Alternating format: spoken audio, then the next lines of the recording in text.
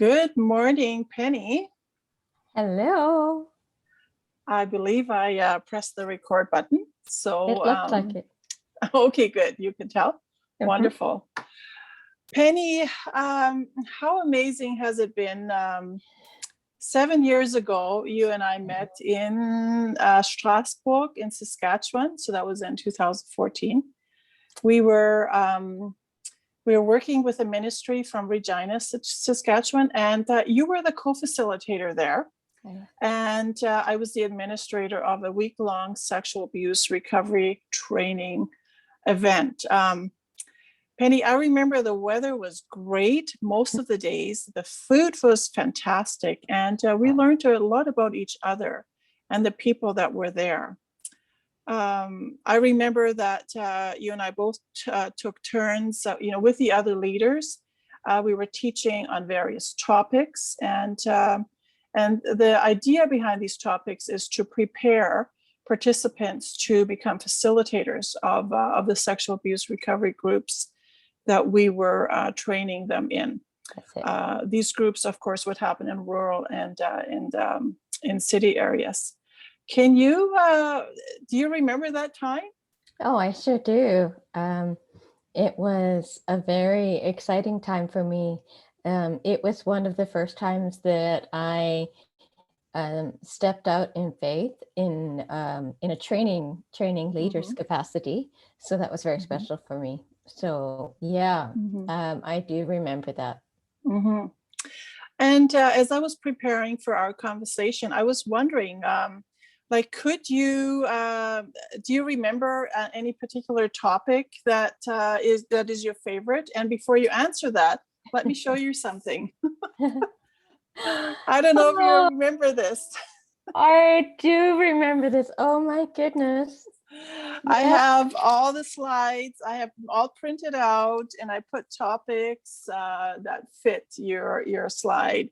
So yeah, what do you think? Was there a particular favorite one that you like teaching about? Well, I had forgotten all about that actually.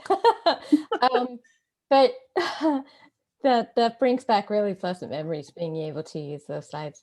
I just, some of the topics that we talked about that really, I think, struck me at that time. One was the journey back to your story, it was called, and that's the one where we are brave and courageous and look back at our childhood stories, and we sometimes shed a few tears, and we look at our childhoods as a learn to do that as an adult, and that changes our perspective totally. So okay, yeah, so that was cool. Then we talked about shame and contempt, and that was really interesting too, because a lot of times the experiences and trauma that we have growing up, even into our adult years, lead to feelings of shame and self-contempt, hatred towards ourselves. And so we need to deal with that, in our present lives. And then but I just, there's so much hope, we come to the topics of restoration and redemption for our stories.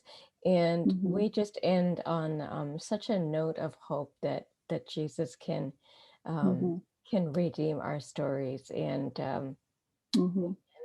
celebrating again. So yeah, I always like I like the entire experience, even though, when we get to the anger topic, usually it gets a little bit rough in the group, and but I always love the closing exercises, how absolutely powerful they are when we share words. And I have a big box of all the sentimental cards and little gifts that I've received from participants. So it's, I was just looking through it the other day, and it's really, really special. So yeah. Yeah, I do too. I have a box of all of the things that that other people have said to me. And sometimes when we are not thinking very clearly, it's nice to have someone else's perspective on who we are as a person. It helps us to see as who God is, how God sees us. So yeah, I've kept Absolutely. in mind too. Yeah. Yeah.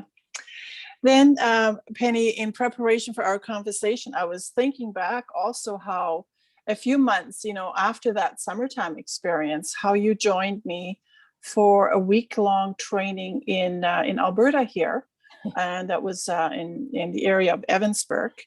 And what a time we had! I remember we cried with our people. We worked hard because the stories were very difficult. But we also had great fun, and especially one of my friends, she was there too. She was absolutely there to serve, and she would clean for us and cook for us, and I don't know if you remember, but she did our laundry, and there were particular items that she would hang by the by the door, by the entrance door. We won't say what that was. She was really funny. She treated us so well, though. She really did. Yeah. So it sounds like you remember that time as well. Oh, I sure do. I know that it was at a Bible camp, and I remember how cold it was. We would have to go from the main building over to the building where we had our bunk beds. We bunked in a big room together with a whole bunch of bunk beds, and it was really like camping in the summer. It was a lot of fun together. I enjoyed that. We were training leaders for journey groups, and I remember pretty much everyone was feeling a little bit stretched that time because we were all doing things that were new for us. So exactly. Yeah. And then I was thinking back, Penny, somewhere in between the groups that I was leading here in Edmonton, in various places, and the groups that you were a part of, where in Saskatchewan and then here in Alberta, where you helped me, you had invited me to come to Saskatoon to kind of share about my, how shall I say, the way of how I came to do startup groups here in Edmonton. Do you remember that as well? Oh, I sure do.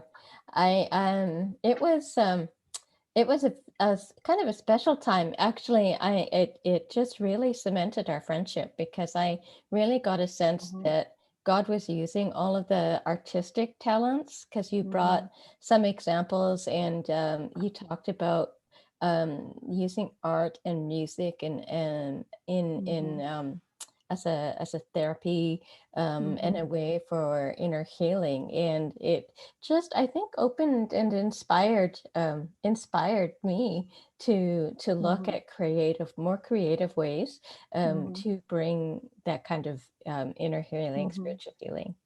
So we met as a group of journey group leaders that day.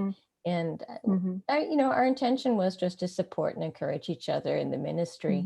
And I know it was a treat for all the other ladies in Saskatoon to get a chance to meet you, because I had talked about you quite a bit. And so it was an inspiring meeting. That's what I remember. It was quite a stretch for me because, I was still so shy and so really insecure, and didn't know if I had anything to offer, but I took you up on the invitation and just really trusted God that he'd give me the strength and the courage to see it through, and he did. And thinking back to what you were just, you just reminded me how that may have been one of the first times where someone pointed out the connection between art and music and ministry, therapy for me. Like, I'm not a therapist. I do have a lot of education now and some training, but I'm not a therapist. I'm more a practitioner or a coach, I would say. But definitely I use a lot of music and art in my work. So thank you for that opportunity, even after all these years. You're welcome. It was inspiring. So. And I have a little, I guess, side note here for myself to mention that I'm not mentioning any places where we ministered, and I don't mention any names, and I realize you are not either. It's just something I learned the last few years, that it's better not to mention names, even though I'd like to. You know, there were so many people who have impacted my life and impacted my story, you know, but unless I actually talk to them face to face, you know, I've just learned not to mention even the ministry names. And so it's not because I don't appreciate them. It's not because I don't want to mention their names. I do, but I want to respect who the people are. And if anyone is listening, you know, to even our conversation or the other ones I've already posted on my YouTube channel, you know, they're welcome to get a hold of me, and I'd love to, you know, interview more people, even, you know, from the ones that, you know, we met in Saskatoon or in Regina. Would be cool. Yeah, that would be. Mm-hmm. So where, like Pennie, I guess I just wanted our listeners to know that I myself was trained in Thunder Bay in Ontario, and at Open Hearts Ministry in Muskegon, Michigan. I was trained there as a sexual abuse recovery facilitator, group facilitator. And then I had the privilege to actually going to Austria for a weekend leader training. Can you believe it? That's so cool. Yeah, and that's the first time I heard these terms in German. You know, and as someone who I was born in Germany, and some of my experiences happened there, you know, I was fascinating how this leader weekend I was at was called Der Schlüssel zu meinem Herzen, you know, like the key to my heart. Like, can you believe it? That's such a God moment.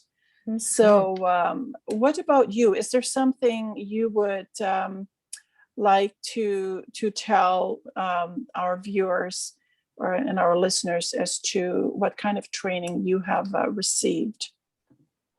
Oh, well, I remember my very first journey group as a participant back in 2005. And it was an eye-opener for me. The first time I shared my story, I kept my head down, and I honestly thought that it was so shocking that people would leave the room, because I just had no sense of being able to share it in a safe environment. So I stretched from then, and in 2008, I went down to Muskegon and did the training there at Maranatha, and so I became a facilitator, the same as you have. And I have been pretty much leading groups off and on since then. Since 2014, I think that's when we were in Strasbourg, I have been actively training leaders also. And that is such a rewarding thing to do, because it just when you see somebody progress from being a participant, from opening up, and then being able to lead someone else on the same journey, it's so rewarding. So yeah, I am still actively running journey groups, and thanks to COVID, we had to once again stretch a little bit, and we started offering journey group. The first one, Journey Begins, online. It's the first time it had been ever offered online, and we did that in September, and we had, I would say, the most amazing group ever. We had three participants from across the states. My co-leader was from British Columbia. I'm in Ontario, and we met every Saturday for 12 weeks on Zoom, and it was just awesome. So yeah, that's the last one that I led. We haven't offered one this winter time, but I'm still open to running another one again. It's not all of the journey group leaders are comfortable running journey group online. It is a little bit different, but I would say to your listeners, if they're interested in finding a group near where they are, just to go ahead onto the Open Hearts website, and they can find a group that's close to them. They can also, if they're looking for online groups, they can also find my name and my email there, and they're welcome to contact me, and we can talk about when the next group is going to start and what's happening. I also, I just checked on their website yesterday, and Open Hearts is offering another intensive training from April 11th to the 16th this year. They do it every spring and fall. Right. So there's also that to consider. Right. So. Well, I do have people asking for a group, and as you know, I'm kind of busy right now, and it would not be wise for me to take on a group like that, because it really takes a lot of energy. It does. And so I'm not offering any right now, but I'll definitely refer people to you. That sounds great. As always. So I also was thinking back, was it in 2017 or 18 when you were talking to me about going on this missions trip, to Yellowknife? And I kind of wanted to go, but I kind of thought there's no way I can. Like, I don't have the money, I don't have the time. So it's just not going to happen. But I think it was 2 or 3 days before you were actually going where I contacted you and said something like, Pennie, are you still going on that trip? Because I think I'm interested or something. Yeah. It was a last minute thing. Yeah. It was fun. It was. Yeah. Yeah. And then we ended up, I think you actually stayed with me. I was at the time I was living in the dorms, right? And there was an extra dorm for you to stay in. That was really cool. And then we left first thing in the morning and drove. Like, that's a long way to drive. Yeah, but, it's 16 hours of driving time between Edmonton and Yellowknife. So, but we stopped in Fort Providence. We did. What a place, Pennie. Oh, what a place that was. And it impacted me so much, because that was after me being in Canada for over 40 years. I mean, I immigrated in 1975, and so over 40 years I've been in Canada. When the people there, they welcomed me to Canadian soil, my heart just burst open. I was like, oh, what is this? This is so cool.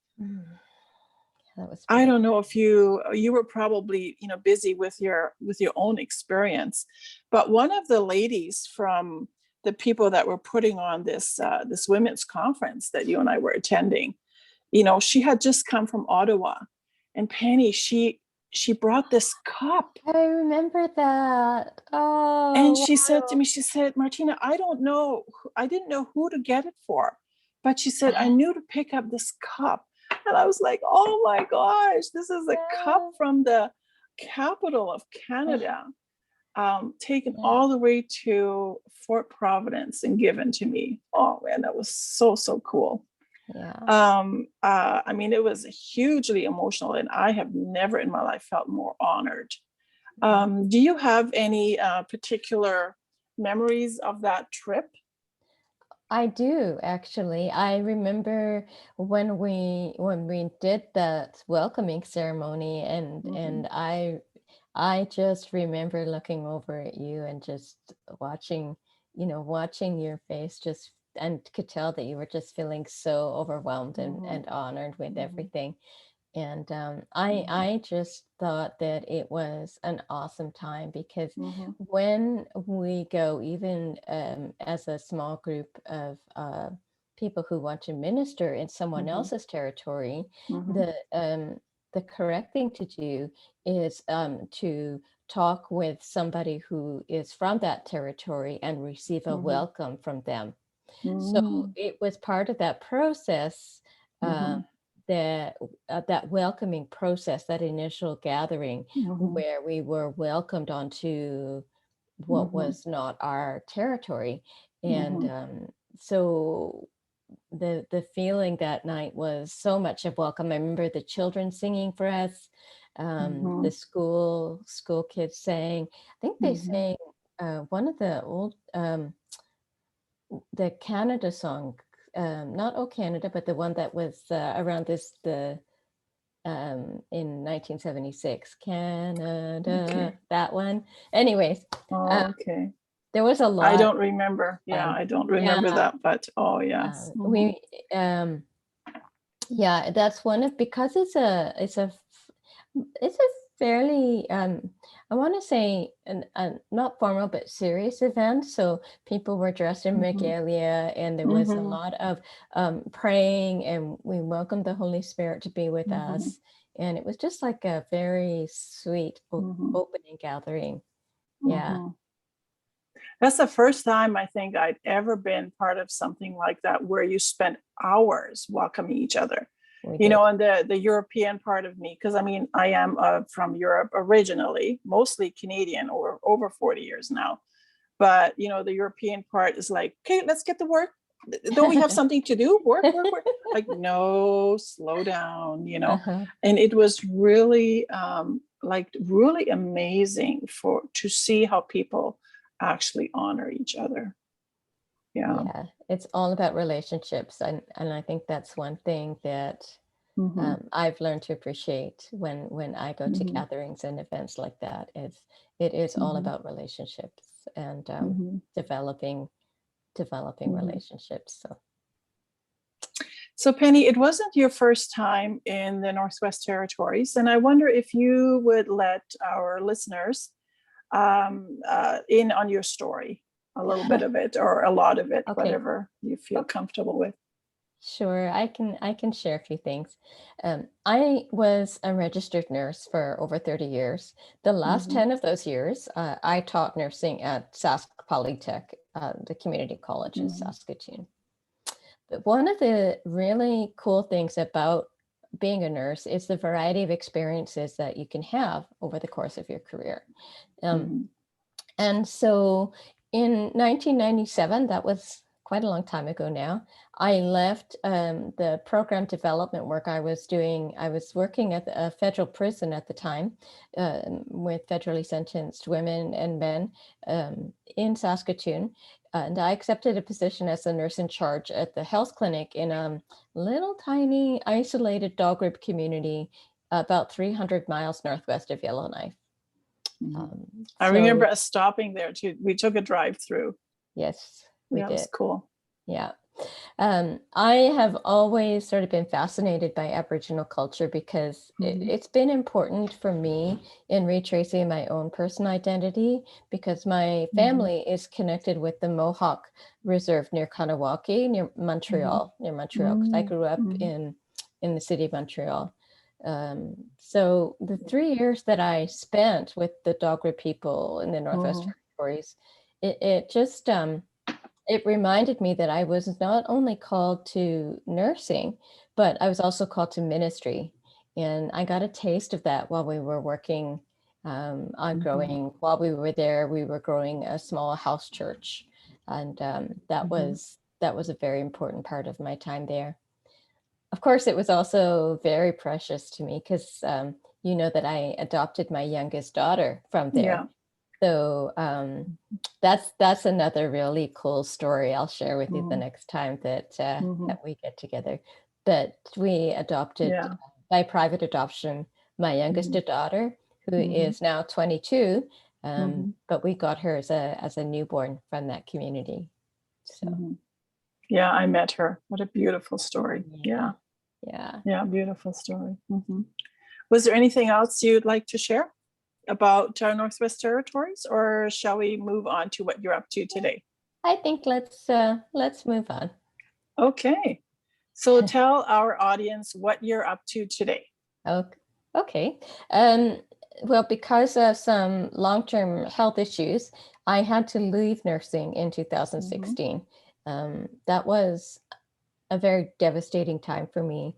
I thought I couldn't accomplish God's plan for my life anymore. And I was really honestly just ready to give up and just stay under the covers for the next 20 years, because I didn't think that there was anything that God had for me to do. I just knew that he had called me into nursing when I was a little girl. I did that, and I couldn't understand why I shouldn't be able to keep doing it. And so I kind of felt lost and confused. But it was around that time when the ideas for my book started to come into my heart. So the book is called Journey Toward Life, and the ideas for writing that book started to sort of trickle into my heart at that time. And I've never tried to write anything before, and I wasn't very good at it for sure. But I took it out and I put it away time and again, several times over the next few years. But so yeah, so finally last year I made the decision to come to Ontario to be closer to my family in February of last year. And I arrived in Ontario just literally a couple of days before we were locked down with COVID. So I managed to arrive and land safe and sound just before COVID started. But I really felt at that time God is telling me that I needed to pick up the book again and start writing. So I did. I began working on it. With the help of an editor, I joined Author Academy Elite, and they're the ones that published my book, helped me with editing and printing and all of that. So I'm happy to say that my book was published in October. So I'm just going to brag a little and show you that this is the book, that I published in October. Beautiful. Yeah. So I remember reading one of your the last draft. Yes, I remember you did. Yeah. Yes, you read for me, and you made such amazing comments. Everybody, I had different people reading it for me, and everybody made sort of different comments, but they were just so valuable. I think the book is much more rounded and more developed because of all the input. Yeah.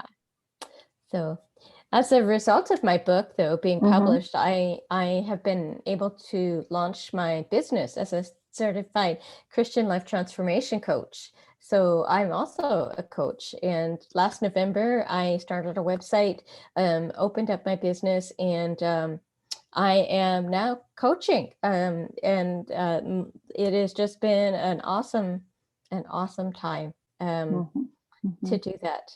My book has also reached a number of people in Africa, pastors who have been using it. I counted yesterday, and there were 7 people from Rwanda, Pakistan, Kenya, and several of them are actively using it to preach and teach their Sunday services in. So that's just such a rewarding thing. Yeah. Beautiful. I'm just reminded of something my one friend Emily always says, out of the ashes, how does that go? Something about beauty arises out of the ashes, or from the ashes we rise. I don't know. I should have looked it up, but I just thought of it just now. I just think of it because you said you were gonna, cover up with a blanket and never, come out again. But there you are, you got up from under the covers, and slowly but surely you started working on it, and God sent helpers your way. Yeah. Beautiful. Yeah, I hope you will, before we end our session today, that you will mention your email address and your website for everyone, okay? And for sure, I will add it to the YouTube post. That'd be great. Yeah.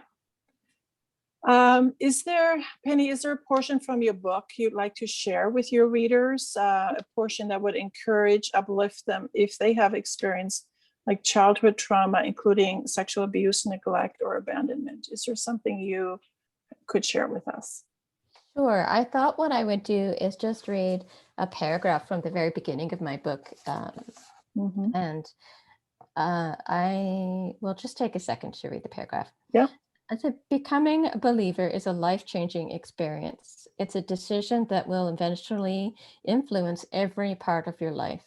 But because this is a process that will take a lifetime, we're going to picture ourselves as travelers on a journey. Mm. Now, as we begin our journey together, please remember that you are loved and you are not walking this path alone. You're Mm. walking where others have gone before you. And it can feel lonely at times, especially if you're trying to do this on your own. And Mm. if you don't know someone who will support and encourage you, pray that God will provide you with someone who will. And then look around and see how God will answer you, because I know He will. Mm. Whatever decision you face, whatever the odds are against you, there is only one solution, and that is following God's narrow path. When you do, you are gifted with the understanding that God will use you to influence the lives of others in an amazing way. That is so beautiful. Thank you.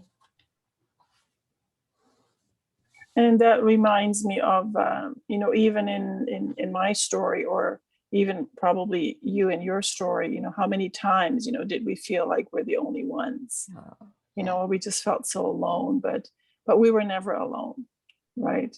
Yeah. God is just a call away. And even today, I do my journaling and I talk to the Lord in the mornings and, do my prayers. And Yeah. so, yeah, maybe it feels like physically there's no body here, no person, but, it's so true. I'm never alone. And yeah, beautiful. Thanks.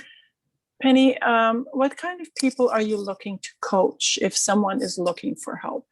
Oh, well, my mission is to help believers, any follower of Jesus, if they are Mm. feeling stuck on their spiritual journey. And what I do is provide them with encouragement and opportunities Mhm. and tools to live the life that they were created to live. So Mhm. um, my vision is, and you'll see on my tagline, is freedom and healing through faith in Jesus. So Mhm.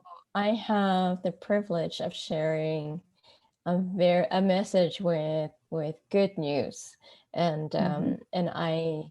I walk alongside people who are struggling because they're not quite sure how to move forward in Mhm. their spiritual walk, or Mhm. they've had some kind of trauma or major life event happening.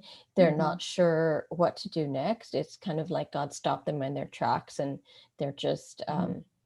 sometimes just stunned and not sure what to do. Mhm. So um, because of my own personal experiences and because of the ministry experiences I've had, I found that Mhm. most of the women that I've worked with have suffered some kind of trauma or abuse of some sort. Mhm.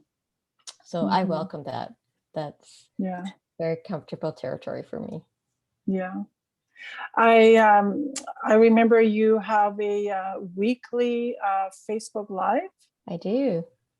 Yeah. And I I've listened to a couple of them afterwards, because I think you're always on when I'm working. But or if I have like a little break, coffee break or something, then I, kind of quickly jump on to see what you're saying. And yeah, so let's make sure we post that as well.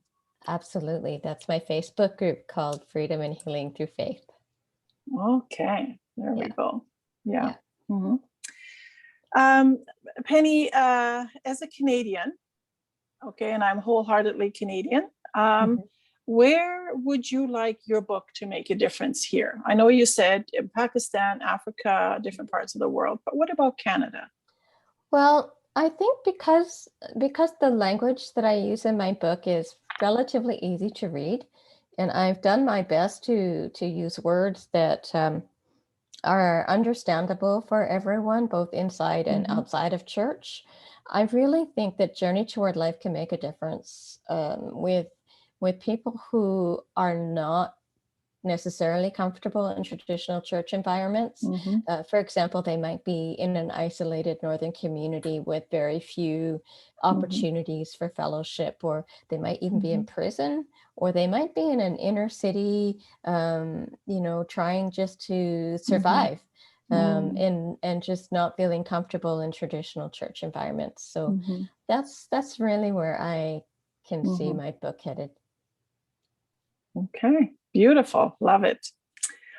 I'd like to take a moment to switch our conversation to my work, to my project called Evil Lurking, From Electric Chair to Kingdom Grace. And you've read it. You've read it a couple of times. You've read the first copy, I think, which I thought I was done after 14 chapters. I was done. Okay, so then I thought I was done after 19 chapters. And well, now I'm working on chapter 21. You've read chapter 20, but chapter 21, oh my goodness. I can't wait, Martina. I can't wait. This is exciting. Oh my goodness, Pennie. And but what were your initial thoughts about it? Because I mean, I do a lot of cussing in there. Yeah. Like, did you expect that?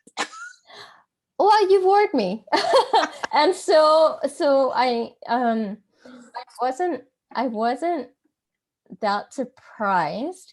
What it was shocking at first, not so much because of those words, but mostly because it was such a raw and honest portrayal of the things that I saw, that I dealt with, that I knew were real, and real situations and real stories. So it felt to me just like telling it like it really is, and it just was almost a relief, because it wasn't whitewashed, and the descriptions of your descriptions of the characters are so it makes you just feel like you're sitting beside them at that table or in that chair, so yeah. Did the reading impact you in any way? And which character do you identify with, if any of them? Yes, it did impact me in a huge way. First of all, it took me back to the years where I was working in the prison system. And because of the work that I did in the programming, I was able to talk with individual offenders who had stories that were so similar. And it just brought me right back. It was like I was listening to any one of their stories all over again. Yeah. So many of the stories I heard. And then also when I read it, I thought of the journey group, one particular journey group where we brought some Aboriginal leaders, Christian women, who were followers of Jesus from the different communities in Saskatchewan. And we met with them and went through the journey group material. And they were all residential school survivors. And so, as you know, part of the journey group process is sharing our stories, and we do that all very much near the beginning. And the stories that I heard that weekend are like stories I have never heard before. It just shocked me. And so those kinds of stories, your book is totally realistic and totally believable. It's something that it's something horrible that I could really envision having happened. So as far as the character, you were asking me about the character that I identify with, and I think it's Carly. She's the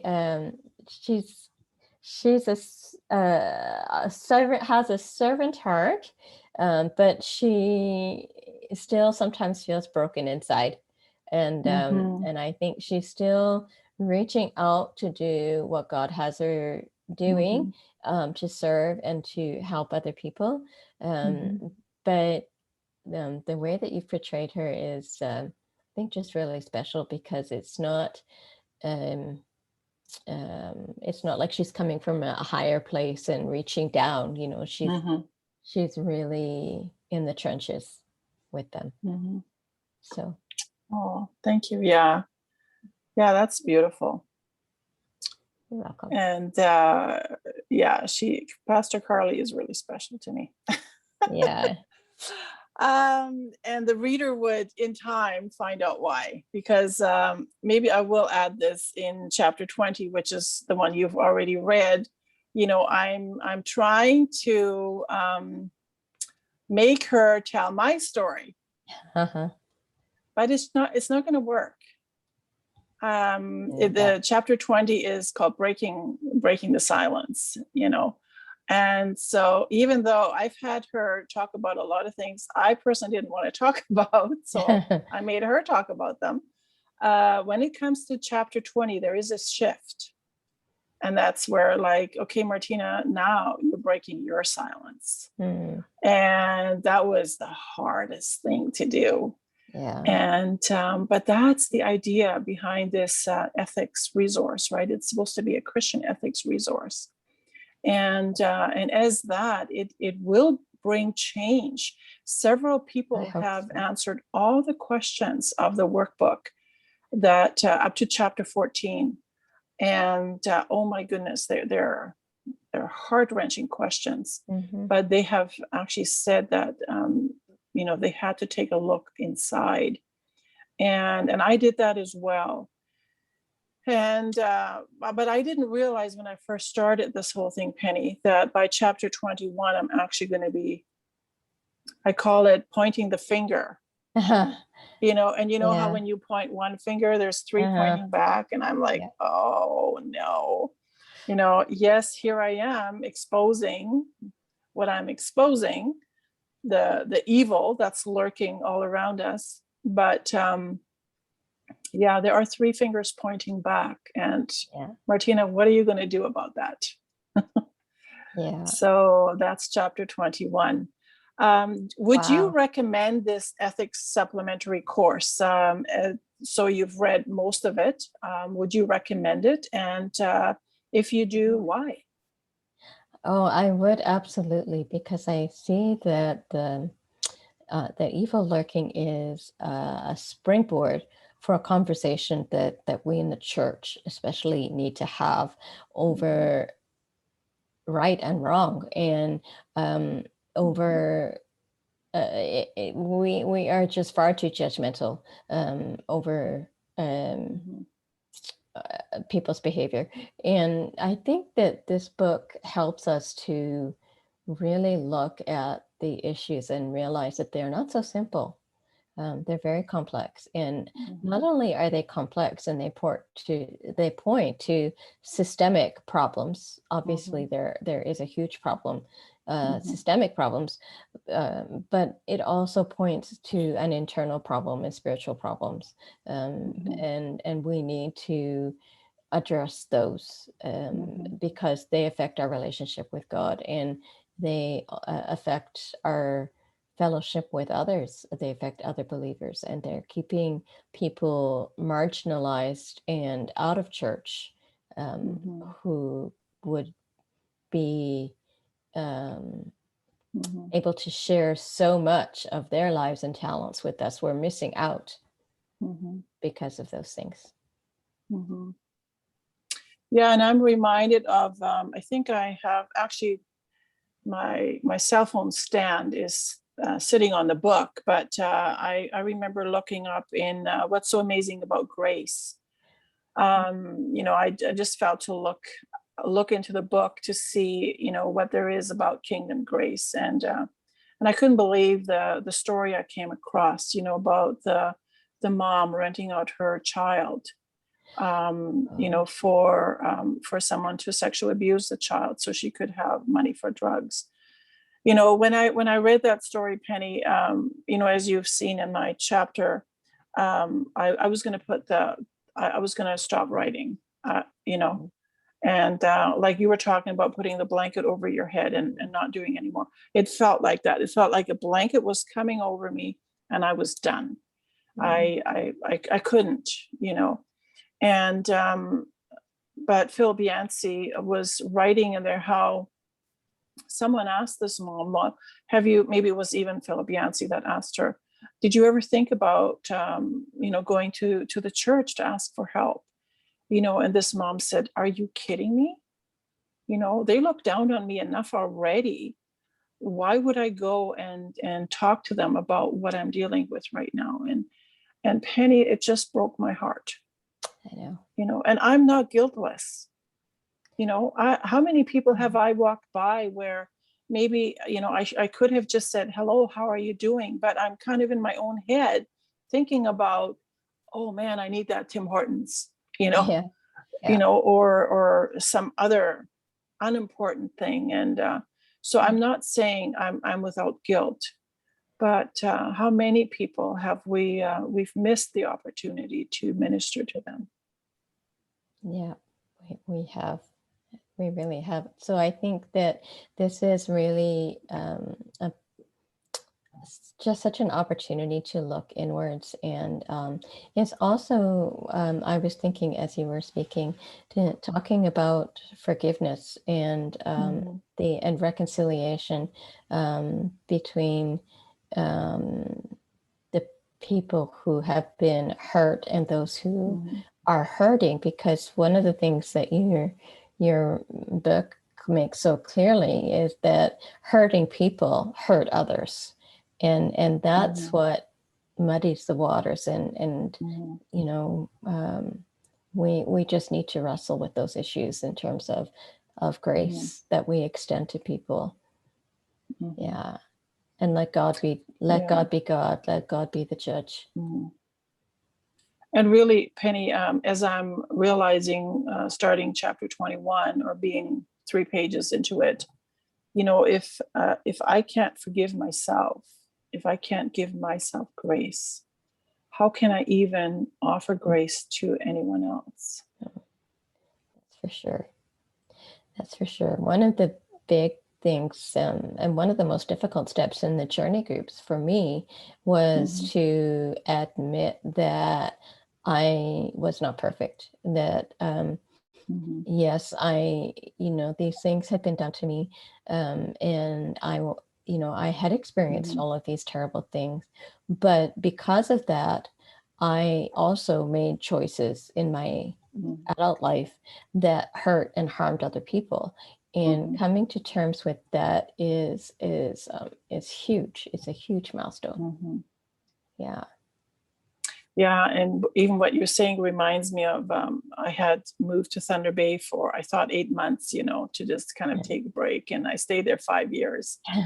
And part of my experience was taking addictions worker training, and, I was so smug, I thought, oh, good, and I'm going to find out, why all these people that I love, they're all addicts and they're all drinking all the time. And, I had such an attitude, And then when I realized that the teacher, the first thing he said, many of you ladies are going to be so codependent on me after this first session that blah, blah, blah, blah, blah. And I was already blocked out, because I was like, codependency, what is that? But already my heartstrings were going out, and the poor guy, he has to be fixed, and I got to rescue him. And I'm like, okay. So codependency, recovery from codependency has been such a huge part of my story. And realizing that being somebody who is an enabler and a fixer can be deadly. Yes, it really can, and it can be deadly in a way that is subtle, but very, very hurtful and destructive. I always thought of myself as a nice girl. I was always good. I tried to please people. I I cleaned up after messes. I mean, that's what I did for a living. I did it at home too.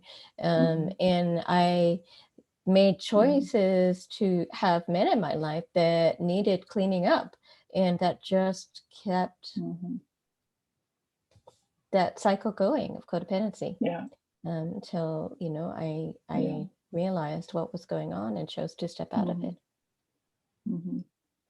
And what you're saying there is making a choice to step out of it. You know, it's a choice, but I heard you talk about recovery being lifelong.